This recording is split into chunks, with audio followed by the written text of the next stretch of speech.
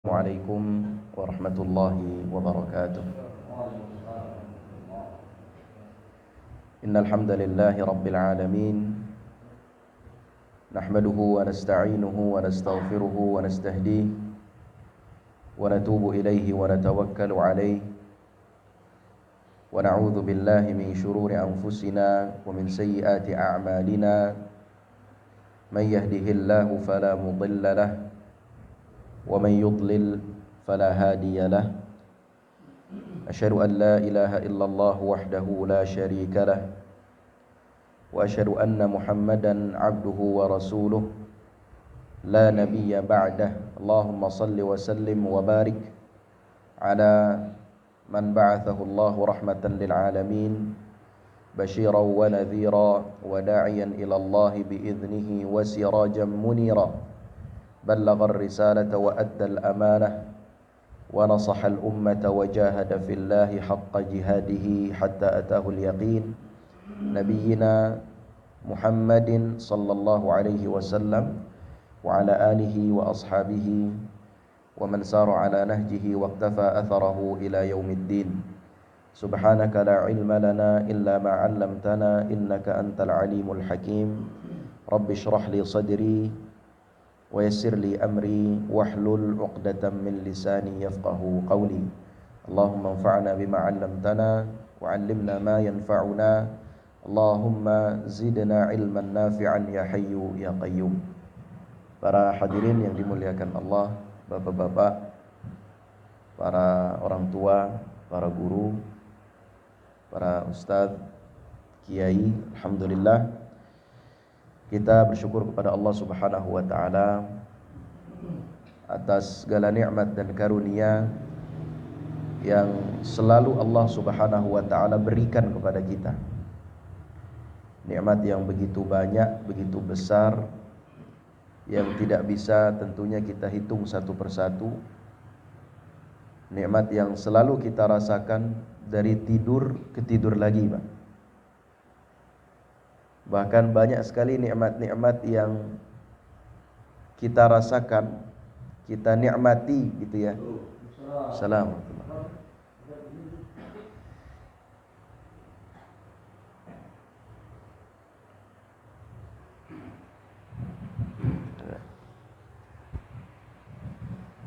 Banyak sekali nikmat-nikmat yang kita rasakan setiap harinya, tapi mungkin kita tidak menyadari bahwa itu merupakan sebuah nikmat.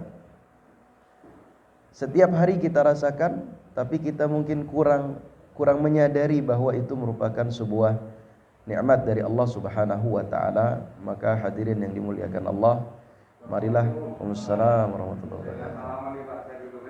Ya, silakan, Pak.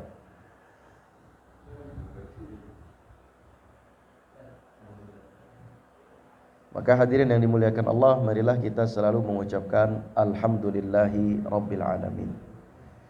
Bagaimanapun kondisi dan keadaan kita, karena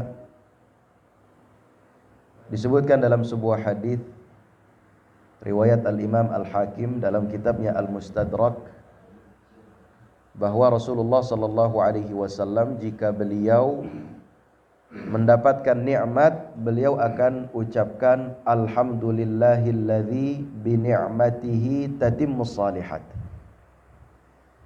Segala puji bagi Allah yang dengan nikmatnya sempurna segala kebaikan. Itu yang diucapkan oleh Rasulullah ketika beliau mendapatkan nikmat dari Allah. Lalu ketika beliau mendapatkan musibah, beliau akan mengucapkan alhamdulillahi ala kulli hal. Segala puji bagi Allah atas segala kondisi. Apapun kondisinya, beliau selalu mengucapkan alhamdulillahi rabbil alamin.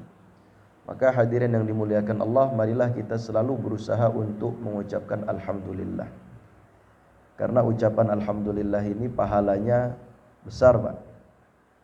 Kata Rasulullah sallallahu alaihi wasallam, walhamdulillahi tamla'ul mizan.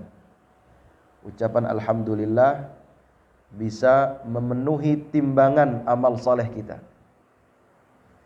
Jadi kalau orang setiap hari refleksnya mengucapkan alhamdulillah, atau zikir apapun kepada Allah Subhanahu wa taala, dan itu menjadi refleksnya, menjadi latahnya, maka mungkin dia tidak merasa di hari kiamat nanti ternyata timbangan amalnya besar sekali. Sampai ia bertanya-tanya, dari mana amal sebesar ini? Ternyata dari refleksnya dia yang selalu mengucapkan alhamdulillah atau zikir kepada Allah Subhanahu wa taala. Oleh karena itu Rasulullah sallallahu alaihi wasallam bersabda, "Innal 'abda la yatakallamu bil kalimati min ridwanillah."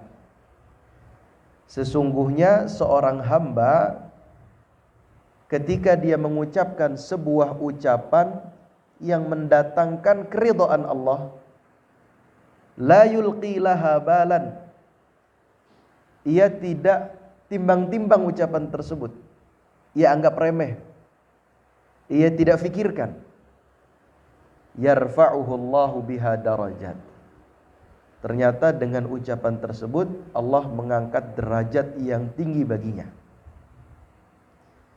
Sebaliknya Rasulullah lanjutkan, wa innal 'abda la yatakallamu bil kalimati min sakhatillah.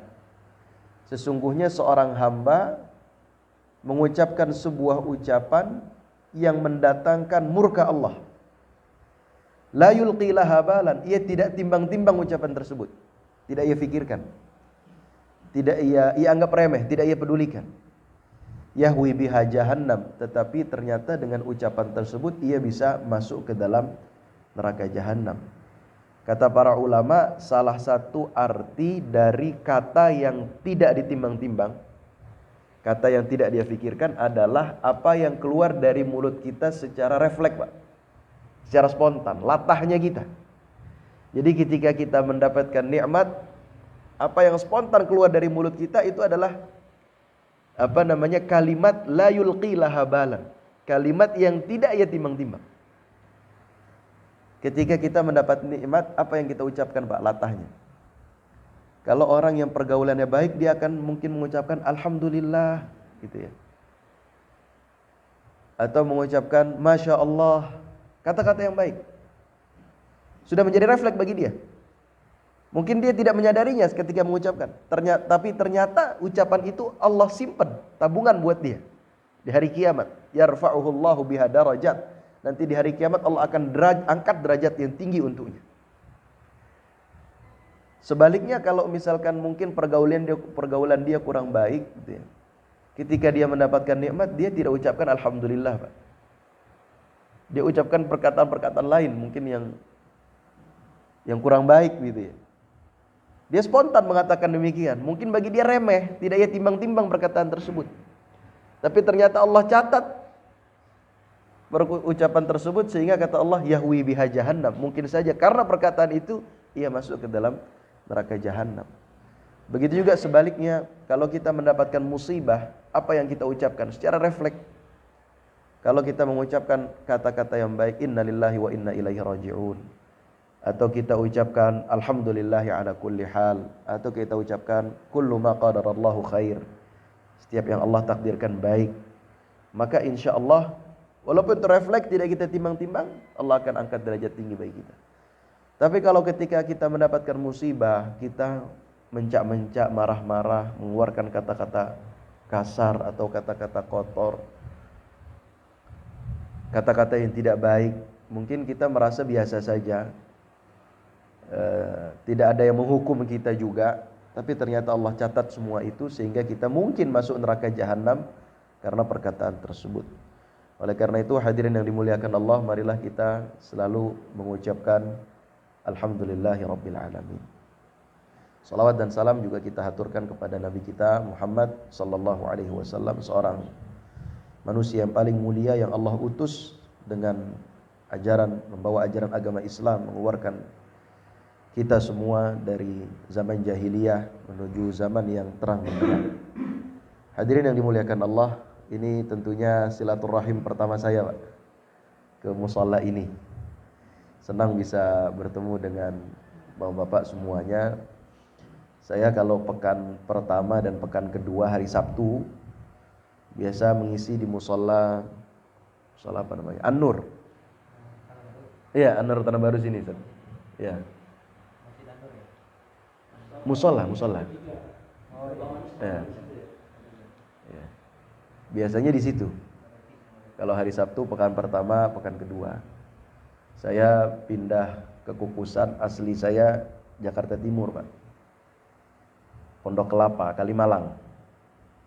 Pindah ke Kukusan tahun 2019 habis Ramadan. Orang Kalimalang, Pak? Pondok Bambu, Masya Allah. Iya. Masya Allah. Ini pertemuan pertama kita, semoga silaturahim ini menjadi silaturahim yang membawa berkah. Amin ya rabbal alamin. Dan kita berharap kepada Allah Subhanahu wa taala, jika di antara kita masih ada yang sakit, semoga Allah angkat penyakit-penyakitnya. Jika di antara kita, ya Allah, ada orang yang terlilit hutang, semoga Allah lunasi hutang-hutangnya. Jika di antara kita ada yang ditimpa musibah, mengalami kesulitan, semoga Allah angkat musibahnya, Allah permudah segala urusannya. Jika di antara kita ada yang memiliki hubungan yang tidak baik dengan orang yang di sekitarnya, semoga Allah perbaiki hubungan-hubungannya. Amin ya rabbal alamin. Dan semoga kita semua selalu bisa tetap istiqamah untuk beribadah kepada Allah, mengesahkan Allah, mentauhidkan Allah hingga akhir hayat kita. Amin ya rabbal alamin. Hadirin yang dimuliakan Allah, pagi hari ini kita akan memulai kajian tentang sirah nabawiyah, tentang sejarah seseorang yang paling mulia, seseorang yang dimana iman kita tidak akan sempurna sampai kita mencintai beliau lebih dari apapun. Rasulullah sallallahu alaihi wasallam bersabda, "La yu'minu ahadukum hatta akuna ahabba ilaihi min walidihi wa waladihi wan nasi ajma'in." Tidak sempurna iman kalian sampai aku lebih kalian cintai, kata Rasulullah, dibandingkan orang tua kalian, dibandingkan anak-anak kalian, dan dibandingkan seluruh manusia yang ada di dunia. Kita akan berbicara tentang manusia yang harus lebih kita cintai dari apapun. Oleh karena itu, pernah suatu ketika Umar bin Khattab radhiyallahu taala anhu, beliau berkata kepada Rasulullah, "Ya Rasulullah, la anta ahabbu ilayya min kulli syai'in illa min nafsi." Wahai Rasulullah, sesungguhnya engkau lebih saya cintai dari apapun kecuali diri saya sendiri, kecuali dari diri saya. Maka Rasulullah menjawab, "La ya Umar hatta akuna ahabba ilaika min nafsik." Tidak ya Umar, saya harus lebih kamu cintai dibandingkan diri kamu sendiri. Maka Umar bin Khattab menjawab, "Al-ana ya Umar." Maka Umar bin Khattab menjawab, "Anta ahabbu ilayya min nafsi." Kalau begitu wahai Rasulullah, engkau lebih saya cintai daripada diriku sendiri ini. Maka Rasulullah menjawab, "Al-ana ya Umar." Sekarang wahai Umar, artinya sekarang imanmu telah sempurna. Nah, yang menjadi pertanyaan, bagaimana mungkin kita bisa mencintai Rasulullah sallallahu alaihi wasallam kalau kita tidak mengenal sosok beliau? Sebagaimana yang seperti orang sampaikan atau sering disampaikan, tak kenal maka tak sayang. Tak kenal maka tak sayang. Maka hadirin yang dimuliakan Allah, hari ini kita akan membahas tentang muqaddimah terlebih dahulu, kenapa kita harus mempelajari sejarah Rasulullah sallallahu alaihi wasallam. Yang pertama, sejarah Rasulullah biasa dikenal dengan istilah sirah nabawiyah. Sirah secara bahasa berasal dari kata sara yasiru. Sara artinya berjalan, yasiru berjalan, fi'il madhi, fi'il mudhari. Sayran wa siratan. Sirah artinya adalah tempuhan jalan, perjalanan. Kalau sirah nabawiyah berarti perjalanan Rasulullah sallallahu alaihi wasallam. Hadirin yang dimuliakan Allah, sejarah secara umum itu banyak diceritakan dalam Al-Qur'anul Karim. Para ulama, para ahli Al-Qur'an menyebutkan bahwa paling tidak sepertiga Al-Qur'an isinya adalah sejarah. Isinya adalah cerita. Dan cerita yang disampaikan oleh Al-Qur'an semuanya adalah cerita yang benar. Bukan sekedar cerita yang dikarang begitu ya oleh Allah supaya kita bisa mengambil hikmahnya, bukan. Terkadang kalau kita sebagai manusia ingin mengajarkan anak, kita sampaikan cerita, ceritanya belum tentu benar adanya, cuman kita karang. Yang penting hikmahnya bisa diambil. Tapi tidak demikian dengan Al-Qur'anul Karim, yang semua yang Allah ceritakan, kisah-kisah, semua kisah-kisah yang Allah ceritakan dalam Al-Qur'anul Karim semuanya pernah terjadi. Sehingga Al-Qur'an itu bukan kitab fiksi begitu ya. Bukan kitab fiksi. Hanya memang Al-Qur'an bukan buku sejarah. Apa maksudnya Al-Qur'an bukan buku sejarah? Al-Qur'an seringkali menceritakan kisah itu tidak memperhatikan rangkaian waktunya. Memang Al-Quran salah satu sumber sejarah. Dan semua kisah yang terjadi dalam Al-Quran pasti pernah terjadi. Hanya terkadang penyusunannya yang Allah sampaikan dalam Al-Quran tidak memperhatikan atau tidak berpatokan kepada rangkaian waktu terjadinya sejarah tersebut. Maka seringkali kita baca dalam Al-Quran kisah-kisah misalkan tentang perang Uhud atau perang Ahzab yang terjadi belakangan Allah sebutkan di awal-awal ayat. Atau sebaliknya yang terjadi di awal kisah Allah sebutkan di akhir-akhir ayat. Sehingga para ulama merasa perlu untuk membuat kitab-kitab sejarah. Mereka para ulama menyusun kitab-kitab sejarah bersumber dari Al-Quran, tapi mereka susun ulang sesuai dengan waktu. Sehingga kita sebagai orang awam begitu ya, yang mungkin tidak bisa langsung untuk membaca dan memahami Al-Quran, bisa merangkai ulang dengan diri kita sendiri, kita bisa merujuk kepada kitab-kitab para ulama tersebut. Banyak sekali kitab-kitab para ulama, kitab-kitab yang dituliskan oleh para ulama tentang sejarah secara umum. Tentang sejarah secara umum. Salah satu yang paling besar adalah Tarikh At-Tabari. Kitab sejarah yang ditulis oleh Al-Imam At-Tabari rahimahullahu ta'ala. Ini sejarah secara umum. Kenapa Allah Subhanahu wa taala menceritakan kisah-kisah dalam Al-Qur'anul Karim? Dan kisah itu semuanya benar. Allah berfirman, "Laqad kana fi qasasihim ibratul liulil albab." Sungguh dalam kisah-kisah mereka ada ibrah liulil albab bagi orang-orang yang cerdas, yang mau mengambil ibrah.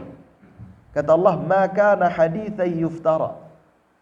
Kisah-kisah tersebut bukan perkataan yang dibuat-buat, artinya kisahnya benar.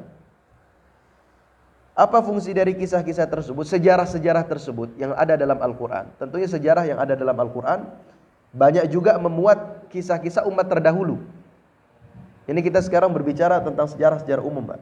Bukan hanya sejarah Rasulullah.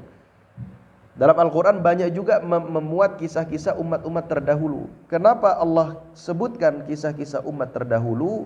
Tujuannya agar menjadi penguat bagi Rasulullah sallallahu alaihi wasallam.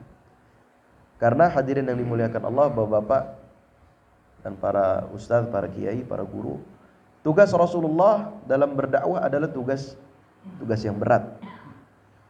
Beliau mengalami banyak sekali cobaan dan ujian.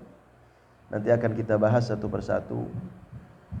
Banyak sekali musibah-musibah, banyak sekali cercaan, banyak sekali ancaman, bahkan nyawa beliau terancam. Bahkan beliau melihat di depan mata kepala beliau sendiri bagaimana sahabat beliau itu disiksa sampai mati. Tentu kalau tidak Allah kuatkan dengan kisah-kisah umat terdahulu, Rasulullah sallallahu alaihi wasallam bisa saja melemah. Dan ini Allah sebutkan dalam Al-Qur'an.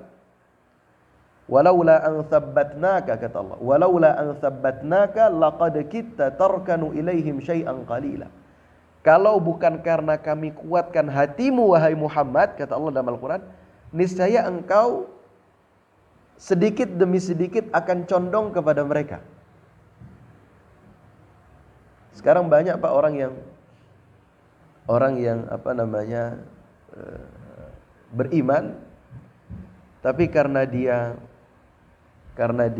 banyak tekanan, cobaan, mungkin di lingkungannya atau di dunia kerjanya, teman pergaulannya, akhirnya dia meninggalkan keimanannya. Banyak orang yang kan zaman sekarang ada istilah hijrah Pak ya. Hijrah. Banyak orang yang hijrah, tapi hijrahnya tidak lama. Sebulan cuman ngajinya, 2 bulan ngajinya. Setelah itu dia merasa bosan atau merasa tidak kuat dengan tekanan yang ada di sekitar dia, akhirnya dia tinggalkan ngajinya. Dia tidak kuat gitu untuk memegang Islam, untuk mendakwahkan Islam. Jangankan untuk memegang Islam untuk dirinya sendiri. Gitu ya. Jangankan untuk berdakwah gitu. Untuk memegang Islam bagi dirinya sendiri saja terkadang orang tidak kuat. Apalagi untuk berdakwah. Maka Rasulullah SAW, Allah Subhanahu wa taala kuatkan dengan kisah-kisah umat terdahulu, bagaimana mereka berdakwah di jalan Allah Subhanahu wa taala, menghadapi berbagai macam rintangan dan juga cobaan, dan mereka bisa lalui itu semua, dan itu ikhlas karena Allah. Tujuannya untuk meninggikan kalimat Allah Subhanahu wa taala. Tujuan utamanya adalah agar Allah tetap disembah di muka bumi. Karena memang tujuan para nabi dan para rasul itu Pak sebenarnya. Ketika mereka berdakwah, syariatnya mungkin berbeda. Syariat Nabi Muhammad berbeda dengan syariat Nabi Isa, berbeda dengan syariat Nabi Musa dan nabi-nabi sebelumnya. Tapi poin dari sisi teologi, akidah satu, yaitu agar Allah disembah.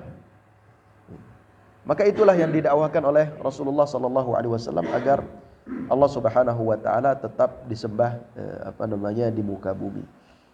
Nah, dan kita mempelajari sirah sejarah Nabi SAW, hadirin yang dimuliakan Allah, karena memang Allah Subhanahu wa taala berfirman, laqad kana lakum fi Rasulillahi uswatun hasanah. Sungguh ada pada diri Rasulullah sallallahu alaihi wasallam contoh yang baik bagi kalian. Dan kita seringkali mengakui bahwa kita mencintai Rasulullah sallallahu alaihi wasallam, tapi tidak mungkin cinta itu menjadi hakiki kalau kita tidak mengenal beliau. Benar enggak, Pak? Tidak mungkin seseorang cinta kepada orang lain kalau ia tidak mengenalnya. Sekarang banyak orang yang cinta kepada artis-artis yang muncul di media-media sosial. Banyak yang fans sama mereka, artis-artis Korea. Bahkan nama-nama orang Korea yang susah itu menjadi mudah, Pak, dilafazkannya. Nama orang Korea kan susah-susah, Pak. Menjadi mudah dilafazkannya. Kenapa? Karena cinta. Bahkan ada lagu-lagu Korea yang susah sekali untuk didengar, kita tidak paham. Tapi ada orang-orang, anak-anak muda yang mereka mudah sekali untuk menghafalnya. Padahal tidak paham juga artinya. Paling 1-2 kata yang dia paham. Kenapa merasa mudah sekali untuk menghafal lagu-lagu tersebut? Karena cinta. Mereka bahkan rela untuk mengikuti gayanya, gaya fisik maupun gaya gaya perilaku. Gaya fisik mereka rubah rambutnya, cara pakaiannya. Mungkin kalau tatonya di sebelah kanan, mereka akan tiru menjadi tato di sebelah kanan gitu. Antingnya seperti apa, sepatu yang mereka pakai ini mereknya apa, mereka beli. Makanya artis-artis itu paling mudah menjual barang, paling laku. Kenapa, Pak? Banyak yang cinta kepada dia, gitu ya. Bajunya apa yang dipakai, dijual lah baju artis itu, laku luar biasa. Karena cinta. Maka kita nanti di hari kiamat akan berebut syafaat Rasulullah sallallahu alaihi wasallam. Siapa yang akan mendapatkan syafaat beliau? Yang cinta kepada beliau dan mengamalkan sunnah-sunnah beliau. Dan tidak mungkin kita bisa cinta kepada beliau dengan cinta yang hakiki, tidak mungkin kita bisa mengamalkan sunnah-sunnah beliau kecuali dengan kita mempelajari sirah Rasulullah sallallahu alaihi wasallam. Oleh karena itu, pelajar sirah ini urgensinya sangat luar biasa. Karena kalau kita tidak pernah belajar sirah, Pak, lama-lama cinta kita kepada Rasulullah itu hilang. Cinta kita kepada Rasulullah hilang. Sekarang begini, Pak. Umat Islam di Depok ini ada berapa kira-kira? 1 juta ada, ada lebih ya? 2 juta mungkin. 2 juta. Dari 2 juta orang itu berapa orang mungkin yang sholat subuh? Mungkin 10%-nya. Atau 20% lah kalau banyak-banyak. Padahal mereka mengaku cinta dengan Rasulullah dan menginginkan syafaat Rasulullah di hari kiamat. Kenapa bisa demikian? Karena mungkin salah satunya adalah mereka kurang mengenal Rasulullah SAW. Tapi seandainya yang datang ke Jakarta, ada klub bola lah, Manchester United datang ke Jakarta, kira-kira yang rebutan untuk beli tiketnya berapa orang, Pak? Banyak, luar biasa. Mereka bela-belain gitu, bahkan gak punya uang, mereka akan pinjam uang supaya bisa ketemu Ronaldo atau Messi kalau ke Jakarta. Itu kenapa demikian, mereka berebut untuk ketemu dengan orang itu, tapi tidak mau sholat subuh. Karena yang kita lihat setiap hari adalah klub bola, artis Korea. Sehingga yang tumbuh di hati kita adalah rasa cinta kepada mereka dan rasa cinta kepada Rasulullah berkurang. Orang yang rajin sholat subuh secara berjamaah atau sholat secara umum secara berjamaah itu menunjukkan cinta beliau terhadap Rasulullah SAW. Beliau ingin mengikuti, dia ingin mengikuti apa yang beliau kerjakan. Sebagaimana orang kalau cinta sama artis-artis Korea jadi atau tim bola, dia akan berusaha untuk mengikuti apa yang dikerjakan. Maka belajar sirah ini salah satu urgensinya adalah agar menumbuhkan rasa cinta kita kepada Rasulullah SAW. Dan inilah, hadirin yang dimuliakan Allah, yang dilakukan oleh para ulama-ulama terdahulu. Mereka bahkan mengkhususkan waktu untuk mempelajari sirah Rasulullah agar sejarah Rasulullah tidak hilang dalam hati mereka atau tidak hilang dari hati mereka. Diriwayatkan dari Al-Imam Zainul Abidin Ibn Ali Ibn Husain Ibn Ali Ibn Abi Talib. Zainul Abidin Ali bin Husain bin Ali. Jadi cucunya Ali bin Abi Talib. Beliau mengatakan, kunna nu'allamu maghaziya Rasulillah sallallahu alaihi wasallam wa sarayahu kama nu'allamu surata minal Qur'an. Dahulu, kata beliau, kami diajarkan peperangan, kisah-kisah tentang peperangan Rasulullah sebagaimana kami diajarkan satu surat dari Al-Quran. Para sahabat dan para tabi'in kalau belajar Al-Quran diapain, Pak? Dihafal. Berarti mereka juga menghafal sejarah Rasulullah SAW. Bukan hanya menceritakan, tapi diajarkan seperti mereka diajarkan surat dari Al-Quran. Artinya mereka diperintahkan oleh ayah-ayah mereka untuk menghafal sirah Rasulullah. Dan begitulah para ulama Indonesia. Biasanya kan mereka menghafal nazom-nazom, Pak, mutun-mutun. Kalau di pesantren-pesantren tradisional, mereka hafal semua itu. Jadi ilmunya bukan hanya sekedar dipelajari gitu ya, diteliti, tapi dihafal agar tidak lupa. Ini cucunya Ali bin Abi Talib mengatakan demikian. Memang bahasanya kalau kita merujuk ke perkataan para ulama, ya Pak, silakan Pak. Kalau kita merujuk ke perkataan para ulama di kalangan sahabat atau tabi'in, istilah sirah itu belum ada, Pak, belum populer. Mereka biasanya menyebut sejarah itu dengan istilah al-maghazi. Al-maghazi, peperangan-peperangan. Secara bahasa artinya peperangan gitu ya. Cuman maksudnya adalah sirah, kehidupan Rasulullah secara umum. Bahasanya maghazi. Makanya jadi Zainul Abidin mengatakan kunna nu'allamu maghaziya Rasulillah, bukan sirata Rasulillah bahasanya, tapi maghaziya Rasulillah. Istilah sirah baru dipopulerkan di abad kedua Hijriah kurang lebih. Dan yang pertama kali menuliskan buku sejarah secara lengkap dengan bersanad itu adalah Al-Imam Ibnu Ishaq. Al-Imam Ibnu Ishaq yang nanti bukunya itu dinukil oleh muridnya namanya Ibnu Hisham, yang sekarang populer dengan istilah Sirah Ibnu Hisham. Itu termasuk kitab sirah Rasulullah yang paling yang paling tua. Yang paling tua. Dan bersanad. Memang ilmu-ilmu dalam Islam ini semuanya bersanad, Pak, termasuk ilmu sejarah. Al-Imam Az-Zuhri juga mengatakan fi ilmil maghazi ilmu dunya wal akhirah. Dalam ilmu maghazi, ilmu sirah ada ilmu dunia dan ilmu akhirat. Bagaimana Rasulullah SAW beliau menghadapi urusan-urusan dunia beliau. Beliau manusia, bagaimana beliau menjadi seorang suami, ini kan urusan dunia, Pak.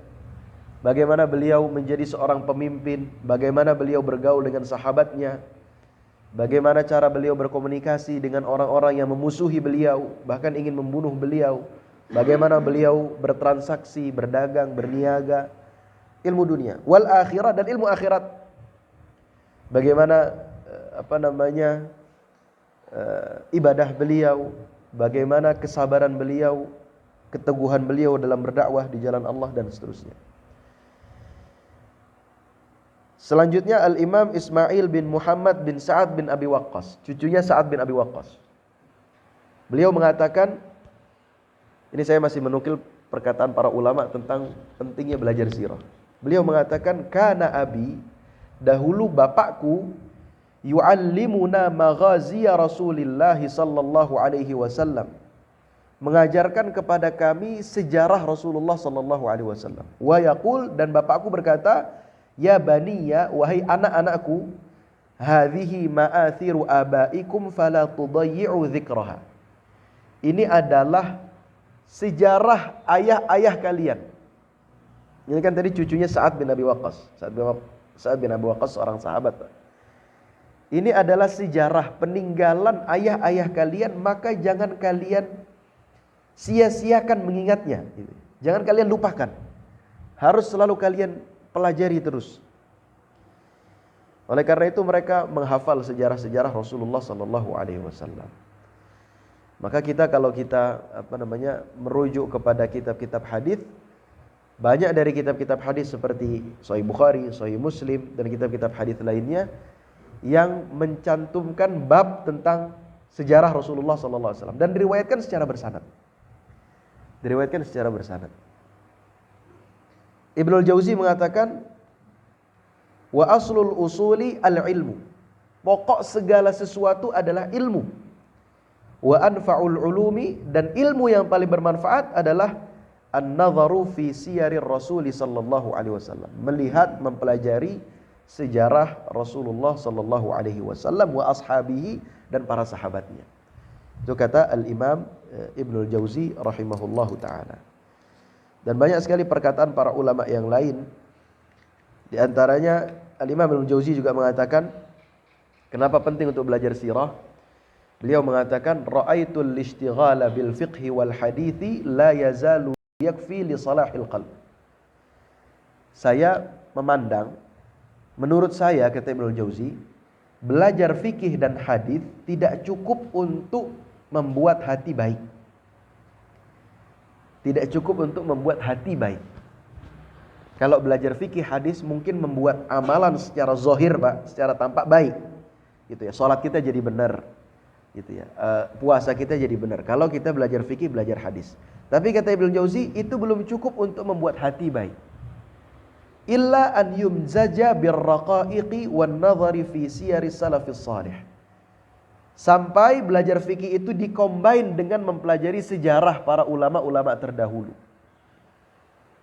Saya ingat waktu saya kuliah di Madinah, Pak. Kan saya ini jurusan hadis. Kuliah di Madinah jurusan hadis. Banyak dari para syekh yang ada di sana, mereka mengatakan, kalian harus banyak mempelajari, membaca sejarah para ulama terdahulu. Tujuannya apa? Agar melembutkan hati. Karena kita di kuliah hadis, Pak, belajar banyak ilmu yang berkaitan dengan hadis. Salah satunya ilmu jarh wa ta'dil. Ilmu jarh wa ta'dil ini adalah ilmu yang digunakan oleh para ulama terdahulu untuk menyeleksi para perawi. Mana perawi yang layak diambil ilmunya, mana yang tidak. Sehingga kita kenal biasanya kalau kita belajar hadis dengan perawinya, ada istilah fulanun dhaif. Si fulan lemah, si fulan kadzab, pendusta, si fulan tidak layak untuk diambil hadis darinya. Nah, kita belajar itu sebenarnya mereka pada zaman dahulu membuat kaidah-kaidah seperti itu tujuannya untuk melindungi kemurnian ajaran Rasulullah.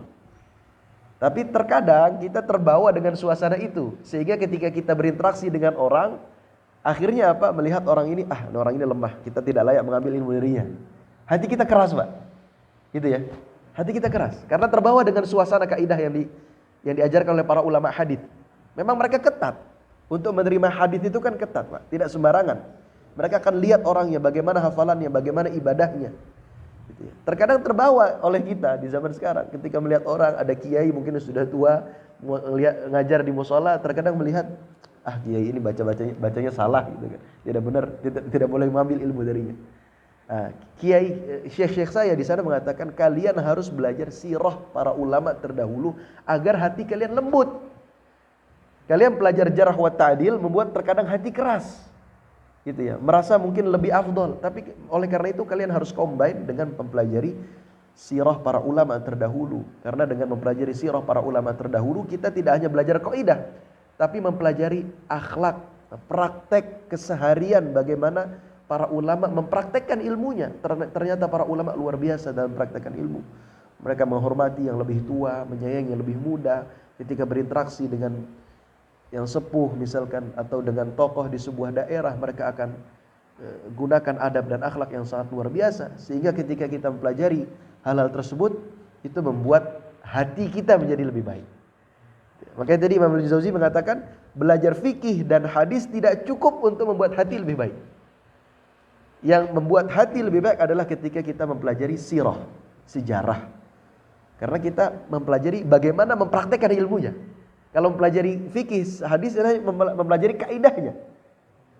Hanya mempelajari kaidah di atas kertas. Tapi untuk mempelajari aplikasinya itu kita pelajari dari sirah Nabi sallallahu alaihi wasallam.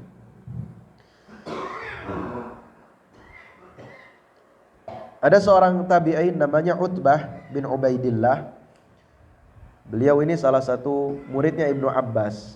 Beliau mengatakan, laqad kunna nahduru indahu. Kami pernah hadir di majelisnya Ibnu Abbas. Fayuhaddithuna al-'ashiyata kullaha fi maghazi Rasulillah. Maka yang Ibnu Abbas sampaikan sepanjang sore sampai malam adalah tentang sejarah Rasulullah sallallahu alaihi wasallam. Jadi hadirin yang dimuliakan Allah, begitu besarnya urgensi kita mempelajari sirah Rasulullah sallallahu alaihi wasallam. Yang pertama tadi untuk menumbuhkan rasa cinta kita kepada beliau, agar kita cintanya ini bukan cinta sekedar pengakuan, tapi benar-benar cinta sehingga kita mengamalkan, berusaha untuk meniru Rasulullah. Itu yang pertama. Yang kedua adalah untuk melembutkan hati kita, agar hati kita tidak menjadi keras, mempelajari bagaimana Rasulullah mengaplikasikan ilmu-ilmu wahyu-wahyu yang beliau terima dari Allah Subhanahu wa taala. Lalu apa saja keistimewaan sirah Rasulullah? Yang pertama, bahwa sirah Rasulullah adalah sejarah yang paling sahih, Pak. Yang paling otentik. Karena diriwayatkan dengan sanad. Kalau sejarah nabi-nabi yang lain itu banyak yang sudah dipalsukan. Benar atau tidak? Sejarah Nabi Isa dipalsukan. Mereka mengatakan bahwa Nabi Isa itu disalib.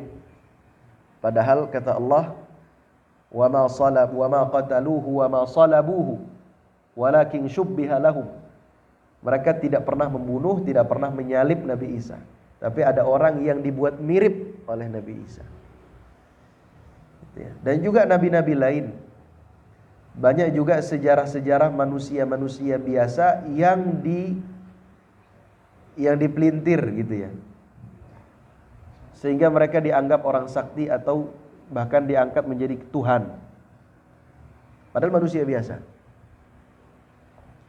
Mohon maaf, seperti Buddha, itu kan aslinya manusia, tapi disembah.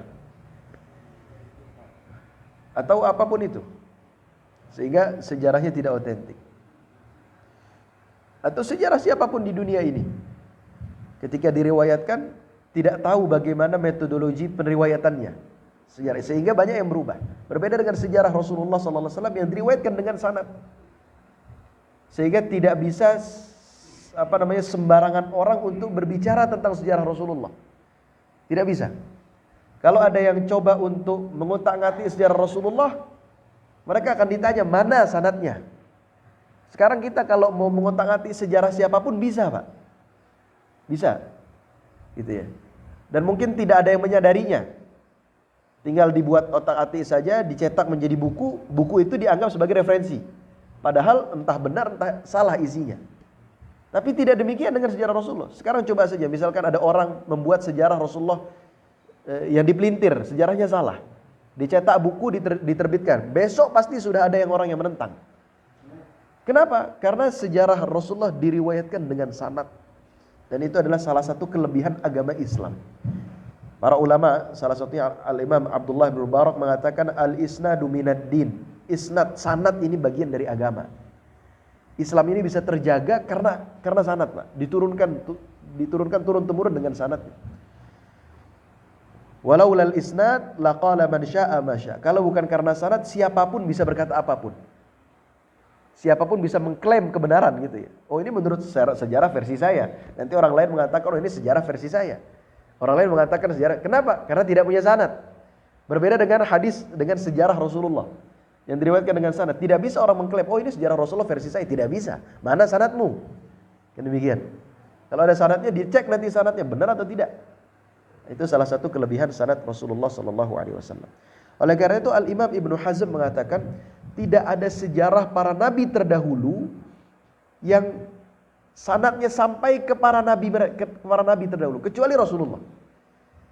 Kisah Nabi Musa alaihi salam selain yang disebutkan dalam Al-Quran, kalau disebutkan dalam Al-Quran sudah pasti benar, Pak. Tapi kan kisah Nabi Musa yang disebutkan di dalam Al-Quran itu tidak lengkap. Hanya potongan-potongan kisah.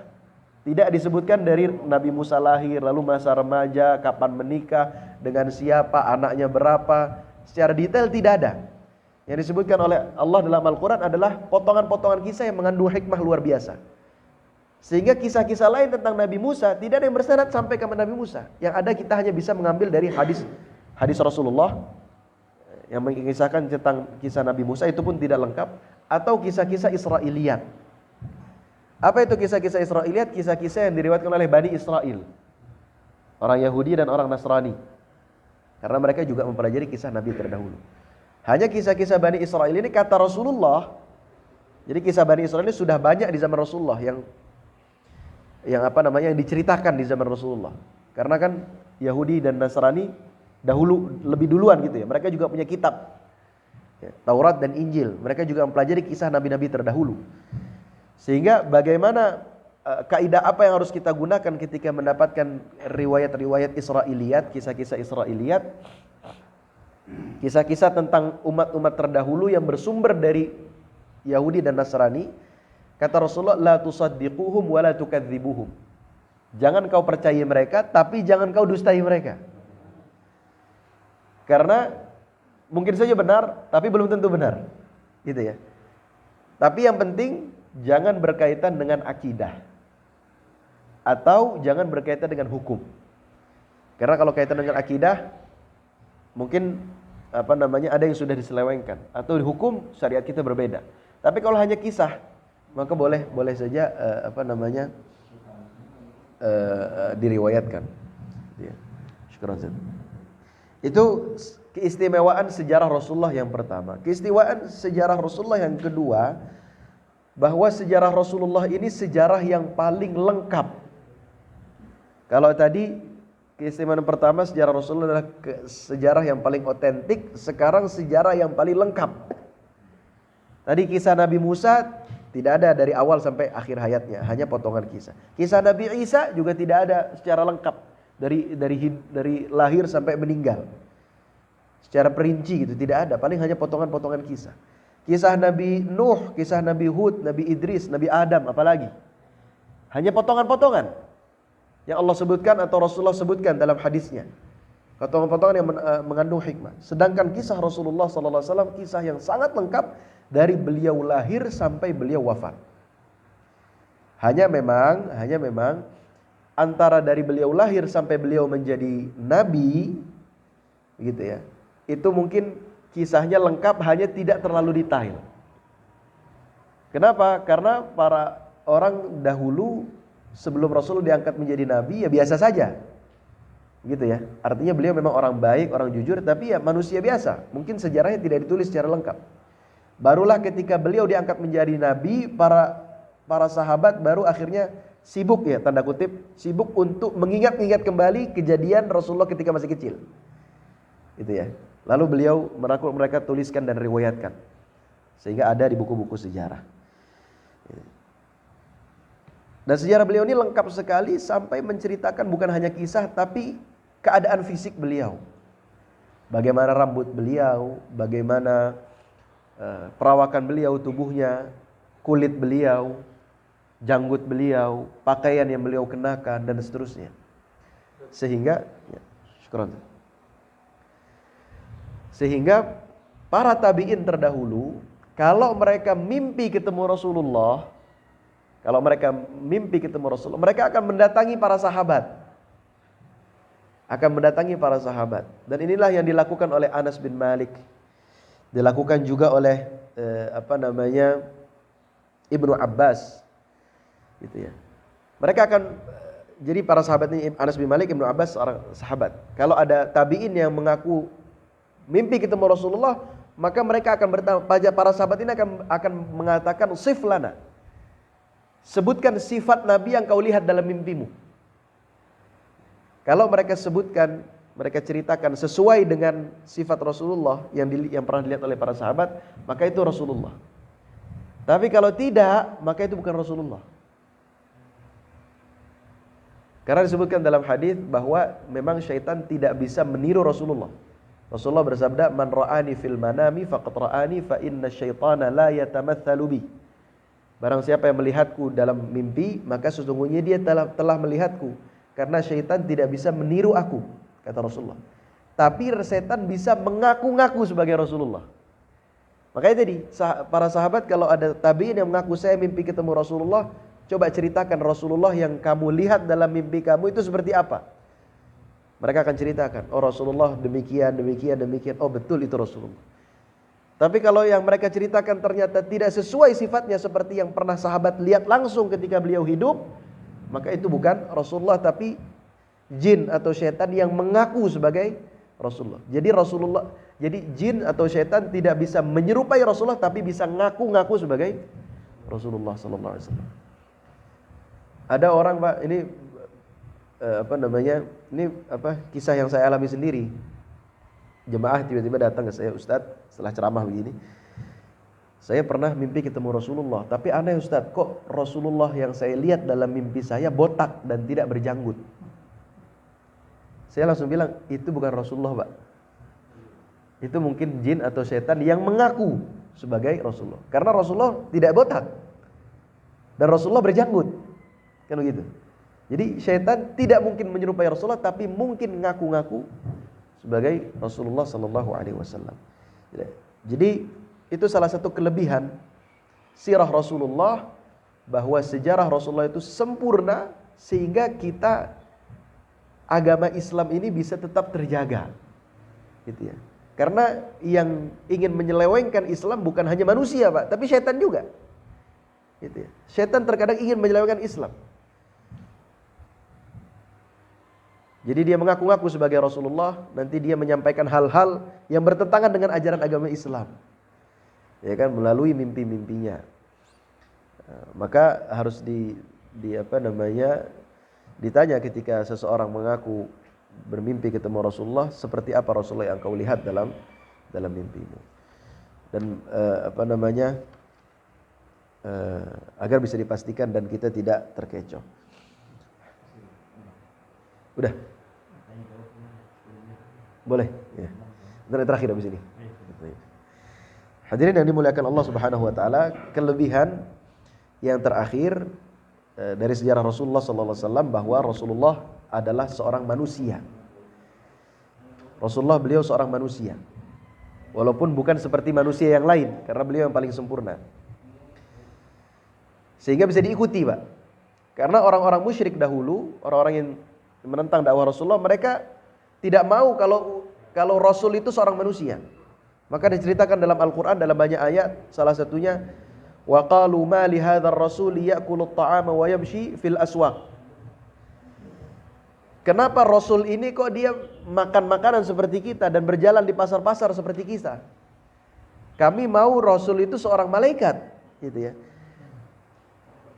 Laula unzila ilaihi malakun fayakuna ma'ahu nadhira. Kenapa dia tidak diturunkan malaikat yang menjadi pengingat?